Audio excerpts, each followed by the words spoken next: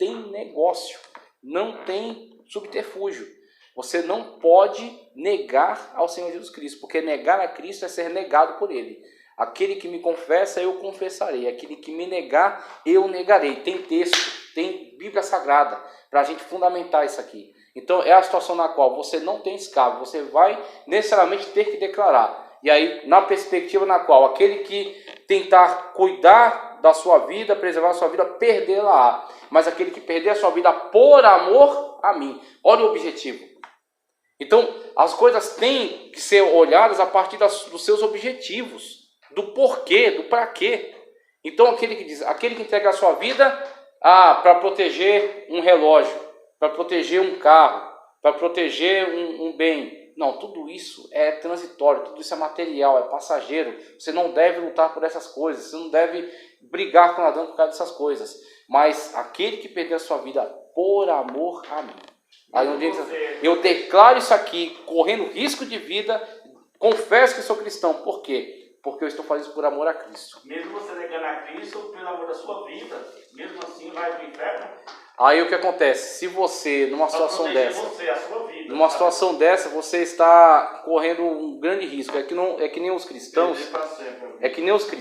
que expostos a essa situação, Eusébio de Cesareia descreve muitos que numa situação dessa acabavam cedendo, negando a Cristo e sacrificavam.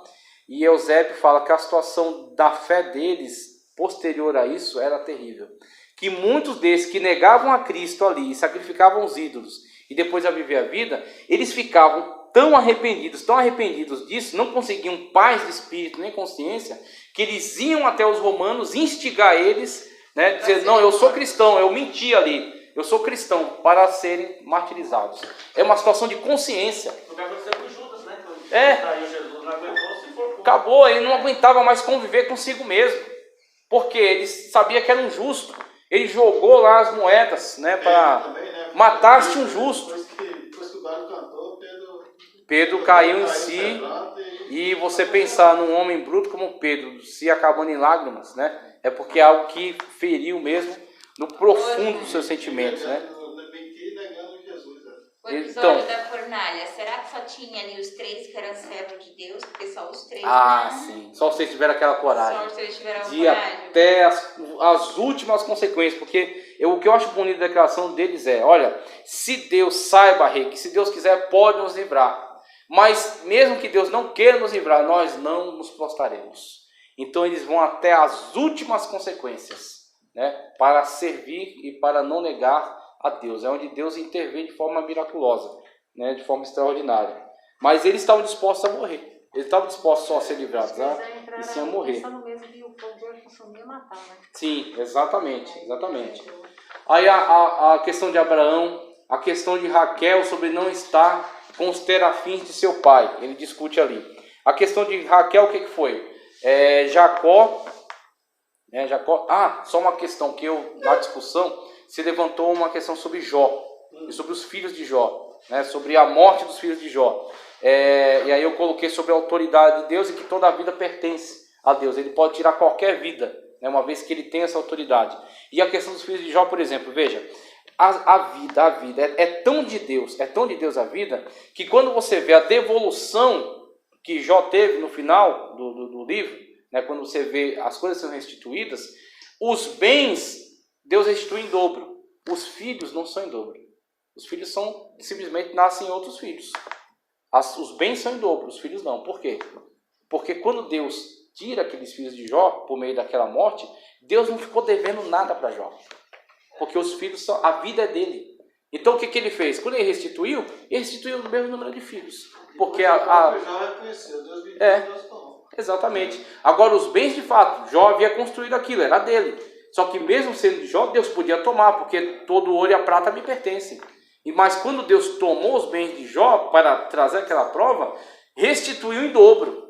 Ou seja, né, isso que eu fiz você perder, eu te dou em dobro agora, né, que isso que era seu. Agora, os filhos que se foram, na verdade, era só emprestado, porque eram meus. E a mulher ficou falando pelo desejo de Deus, não puniu ela. Aí você vê como Deus é maravilhoso, né? Para mim... uma mulher para eu também, essa mulher aqui para você não serve. Pois é. Para mim e para você, a maneira como nós vemos as coisas, né? A gente vê, é interessante a gente olhar para isso, porque na palavra de Deus, um dos elogios que Cristo recebe é de que ele não vê os homens pela aparência, né? Mas sim no seu coração, no seu âmago, na sua essência.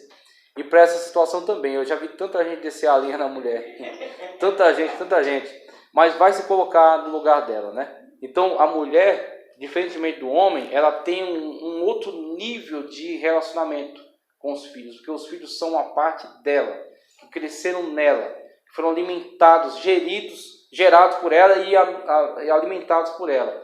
Então a perda dos filhos vai ter um impacto nela, psicologicamente falando, diferente do de Jó. Jó vai sofrer pelos filhos, mas a mulher vai ter um abalo psicológico maior. Até eu lembro de um testemunho do Jonas Madureira. Jonas Madureira é um grande estudioso. E ele tinha acabado de se formar como pastor e estava iniciando no ministério. E ele fala de uma irmã que morava num lugar de risco. E ela às vezes vinha para a igreja, às vezes não vinha, porque às vezes fechavam tudo lá, os traficantes. E quando dava, ela vinha. E quando saía, já saía rápido para não ter o toque de recolher e não ficar na rua. E aí, numa situação dessa, ela adorando a Deus, feliz, ela nova convertida. E numa situação dessa, quando ela está se aproximando de casa, vem a notícia que teve um toque de recolher, as pessoas que estavam na rua ficaram no meio de tiroteio, e o filho dela havia sido cravejado com muitos tiros de fuzil. E estava lá, largado no chão, todo ensanguentado. E quando ela chega até aquela situação, ela que servia a Deus, que estava adorando a Deus em espírito e verdade, mas ali você teve um impacto de uma mãe que vê um pedaço dela dilacerado, destruído ali no chão. E ele disse que ele foi chamado, e quando ele chegou lá para tentar dar um apoio para ela, ele dizia que ela fechava os punhos e gritava assim contra o céu, dizendo: Deus, eu queria dar um soco na sua cara, dizendo para Deus. Aí Jonas, diante daquela situação, ele querendo controlar, querendo, fazer ela parar de falar esse absurdo, mas ele disse que depois ele foi refletindo, foi amadurecendo e foi pensando acerca disso, e ele chegou à conclusão de que Deus ele é muito maduro. Deus ele é muito maduro para se escandalizar com certas coisas que são tipicamente humanas. E ele fala que depois desses eventos, essa mulher se reconciliou, pediu perdão por essas situações e seguiu sua vida no Evangelho e foi curada dessa dor, dessa tristeza, e está firme até hoje na igreja. E ele fala sobre isso, ele diz: será que você acha que Deus ele se escandaliza? Você acha que Deus é pego de surpresa por alguma declaração? Claro que isso não é aval para blasfemar de Deus, mas também é necessário analisar e muitas das vezes se surpreender com a tolerância que Deus tem em relação a algumas situações, com a misericórdia que Deus expressa. Você vê, por exemplo, Sansão. Sansão foi um cara tão problemático, mas mesmo no fim da vida, Deus restitui a força para Sansão. Não é oficial, não é doutrina, tá? Mas é o meu ponto de vista. Eu acho que Sansão, ele era perturbado mentalmente. Sansão, ele tinha uma perturbação mental. Porque você vê que Deus usava Sansão, mas logo depois Sansão estava metido em alguma confusão, em alguma coisa, alguma bagunça. Ele, sendo nazireu, pegou o mel lá da carcaça do leão e comeu. Ele era perturbado. Você já viu algum profeta que não é perturbado? Os profetas geralmente são loucos, né? Você só Pois desde início ele era problemático demais. Sempre. E Deus usava ele de forma Você extraordinária. não viu Elias? Porque Elias entrou na caverna, mas só pedia a morte. a morte, pois é. Mas não, era perturbado. Mas o que acontece? Diante da ameaça que representava Jezabel, né? Então, deixa eu só terminar esse quadro aqui para a gente ir para o intervalo. O intervalo lá é por conta do aluno, hein? Só para os dois. Irmãos, todos nós temos nossa porcentagem de loucura, né? Temos. Olha só. Então você tem, ó, a situação de Raquel, que aliás eu não vou correr não, eu quero trabalhar melhor isso aí. Então a gente vai para o intervalo, quando a gente voltar a gente continua. A situação de Raquel já é diferente de Abraão. Jacó, voltando da casa de Labão, o seu sogro, trouxe lá suas esposas, suas concubinas e seus filhos e os seus bens. E aí na casa de Labão não necessariamente era um servo fiel de Deus. Quem teve um encontro com Deus foi Abraão. Abraão teve um encontro com Deus. É de Abraão e Isaac. Abraão comunicou a fé para Isaac e o pacto, né, da circuncisão. Isaac e Jacó. Jacó também teve esse contato com o Deus verdadeiro. Aí eles vão para Labão. Labão é a origem, é os familiares deles, né, que estavam lá naquelas práticas, aí, naqueles cultos. E aí eles tinham entre eles os chamados terafins. Os terafins eram pequenos deuses, os chamados deuses lares. Então, aqueles pequenos bonecos, que muitas das vezes, algumas religiões, eram representações dos antepassados. Eles pegavam, quando morria o antepassado, ele fazia uma estatueta dele, colocava num altar, dentro do seu aposento, tá certo? Seu lugar mais íntimo de casa. E ele acreditava que orando para esse antepassado, como ele estava no mundo dos mortos, ele poderia trazer alguma ajuda para ele, interceder junto a uma deidade. Ok? Então tinha esses cultos. E quem era dono dos terafins era o líder do clã. Era o líder do clã que era o dono. O clã, o que? A tribo, né? Aquela organização patriarcal familiar, que era muito mais importante do que o Estado. O Estado era fragmentado em clãs. Então, o dono dos terafins era o líder do clã. Labão era o líder do clã. O que Raquel queria fazer? Tomar os terafins do seu pai e entregar a Jacó, para que Jacó se tornasse o líder de todo o seu clã familiar. Então, o interesse ali não foi salvar uma vida, não foi interesse de fazer o bem a ninguém, foi uma coisa puramente, vamos dizer assim, oportunista, interesses pessoais. Então, ali você tem uma mentira de Abraão que foi uma coerção, foi coagido por causa do risco iminente de vida. E em Raquel você tem o mentiroso tentando se aproveitar de uma situação na qual ele quer trazer um bem para si mesmo. Ele quer proporcionar a si um engrandecimento a partir desse subterfúgio. Rouba os terafins, entrega a Jacó e Jacó se torna o líder do clã. Então a gente tem que julgar, ou melhor, julgar não, que só Deus julga, nós temos que analisar de formas diferenciadas a situação de Abraão, a situação de Raquel, a situação de Raabe, tá certo? Que ela toma conhecimento de quem é o Deus verdadeiro, por meio daqueles testemunhos que estão chegando, que o povo atravessou o mar, que o povo atravessou o Jordão, que Deus se manifestou no Monte Sinai, né? E aí, através desses testemunhos que ela está tendo, ela chega à conclusão: nós estamos servindo deuses falsos. O Deus verdadeiro está com eles. E é onde ela, para se ajuntar a esse povo, tá certo? Para cooperar com esse povo e cooperar, consequentemente, com o Deus verdadeiro que havia se levantado e que ela tomou conhecimento, ela faz o que for necessário. Por exemplo, esconder os espias. Esconde os espias. As pessoas que estavam buscando ali foram enganadas por ela. Ela mentiu para elas e libertou os espias em segurança. Este benefício que ela faz a eles retorna a ela por meio do seu livramento. E não só isso, ela foi livrada, depois ela se casou com uma importante pessoa ali de Israel, e não somente isso, ela passa a entrar para a genealogia. Quando ela não só foi livre naquele momento pelos israelitas. O muro, quem derrubou o muro? Foi Deus. E quem preservou o lugar? O livramento veio da mão de Deus. Entendeu? Exatamente, então, antes exatamente. dela cair na mão de qualquer homem que pudesse punir, Sim. quem livrou ela lá no alto do muro, que a casa dela livramento ficava de Deus. no alto do muro, foi o próprio Deus. Exatamente, maravilhoso essa colocação. Samuel, a gente acabou de discutir, é a questão na qual ele tem duas informações importantes: ungir um rei e oferecer um sacrifício. Mas quando a pessoa chega para ele para o interrogar, ele não é obrigado a prestar todas as informações que ele tem. Ele diz: não, eu vou oferecer um sacrifício. Pronto, é isso que interessa você saber. O que eu vou fazer além disso é eu com Deus. É quando a situação que a Ed colocou, uma pessoa estranha chega até você e perguntar como você está. A pessoa não é seu íntimo, não é uma pessoa do seu convívio pessoal, íntimo. Então você vai dizer àquela pessoa o que interessa a ela. Vai bem, está tudo bem. É isso que ela precisa saber de você. Se você está com dor de cabeça, com dor de barriga, está sem dinheiro, está com dívida, isso não é problema dela. Aliás, se você for falar, ela corre. Exatamente, ela vai cair fora. Então o que interessa ela saber é que, apesar de todos esses problemas, vai tudo bem, porque eu estou vivo, continuo servindo a Deus e eu continuo com esperança de que vou resolver esses problemas. Então vai tudo bem. Não houve uma hipocrisia, nem houve uma mentira. Houve a informação que era cabível àquela pessoa, que era necessária àquela pessoa. Na vida dela também. Então, exatamente, não é no interesse daquela pessoa. A gente vai para o intervalo, quando volta aqui. O Deus dos israelitas era o Deus verdadeiro. Samuel te falou a situação na qual ele foi sacrificar. Davi, sua aproximação a Aques, o filisteu. Eu queria dar uma lida aqui de leve, porque é interessante. Olha só. Estou na página 41, vamos lá comigo aí. Página 41. A presuntiva mentira de Davi. Primeiro livro de Samuel, 27, 1 ao 4. Página 41. Olha aí. Um outro exemplo muito marcante foi o caso de Davi.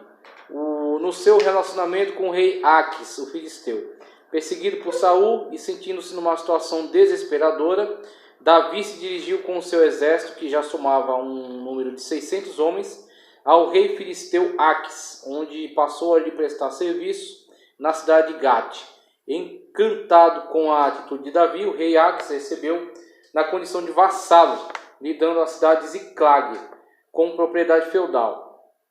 Com esse ato, o rei filisteu esperava que Davi lhe ajudasse contra Saul, mas Davi não era traidor. E para não transparecer que ele era um traidor da nação, ele passou a fazer um jogo duplo, agradando os filisteus e se omitindo a lutar contra Israel. A verdade é que ele mantinha o rei Aques iludido, lhe enviando falsas notícias que estava fazendo incursões contra Judá, enquanto atacava os amalequitas e outras tribos do sul.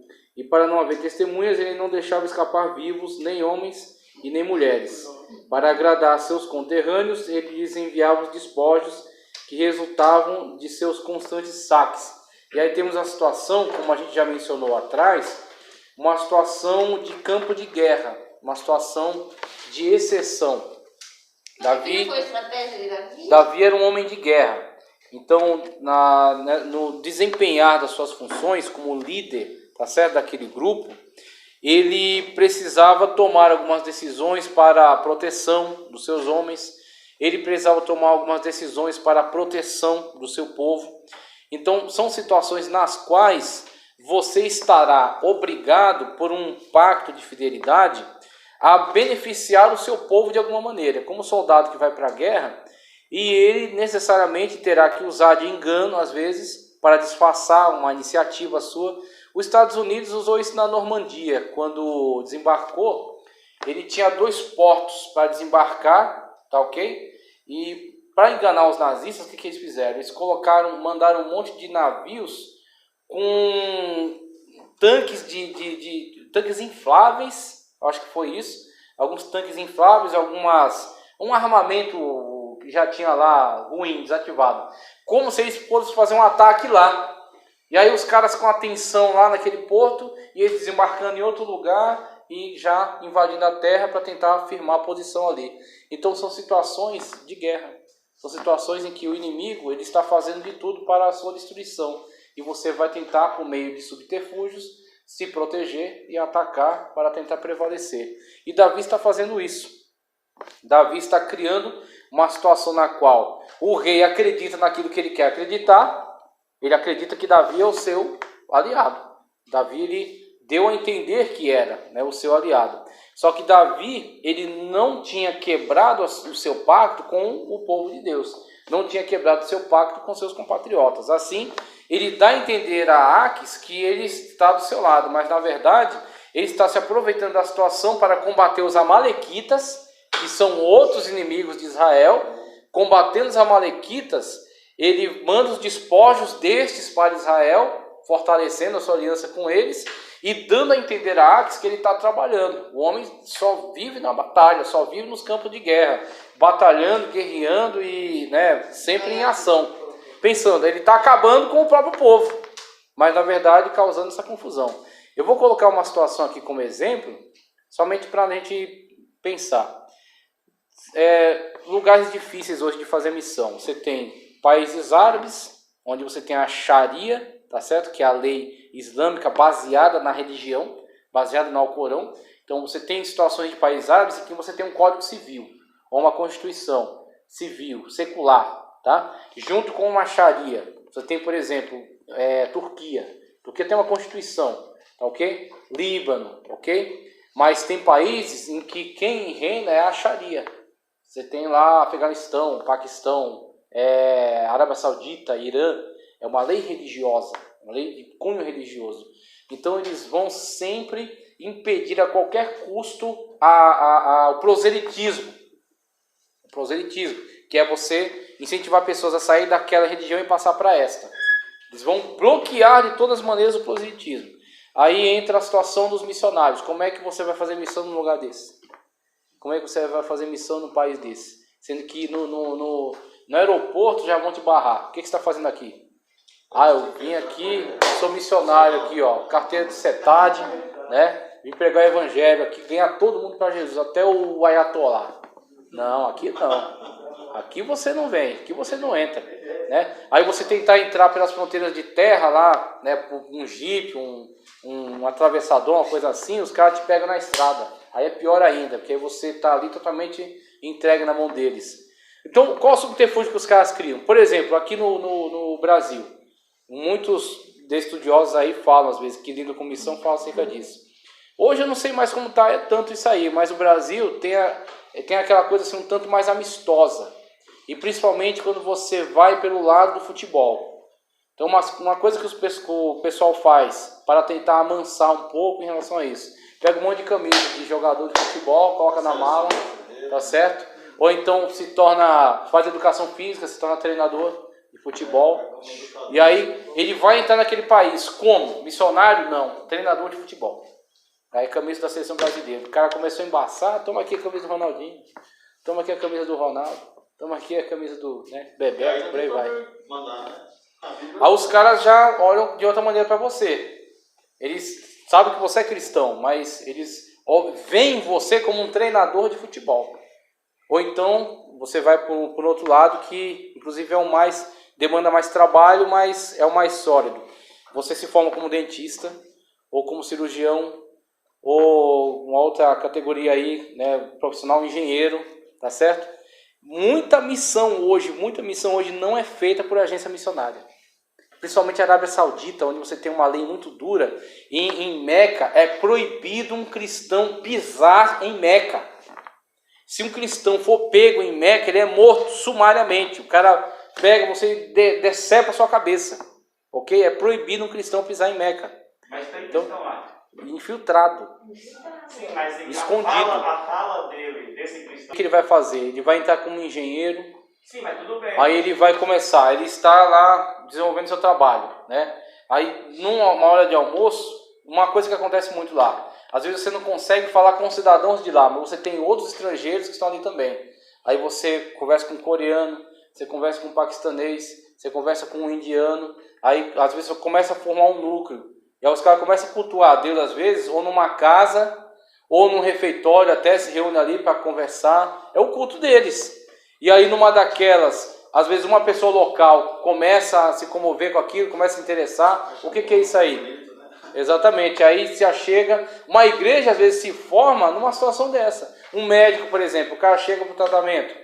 Aí faz lá, o cara vai num tratamento um pouco mais longo, várias consultas, vai começando a se conhecer melhor, o cara vai confiando no médico. Daqui a pouco o médico passa uma literatura para ele. Só que aí o que acontece? Ali é o grande risco. Porque se o cara não receber aquilo com o coração aberto, ele pode te entregar para a autoridade naquele momento. Então o missionário, ele tem que criar um subterfúgio.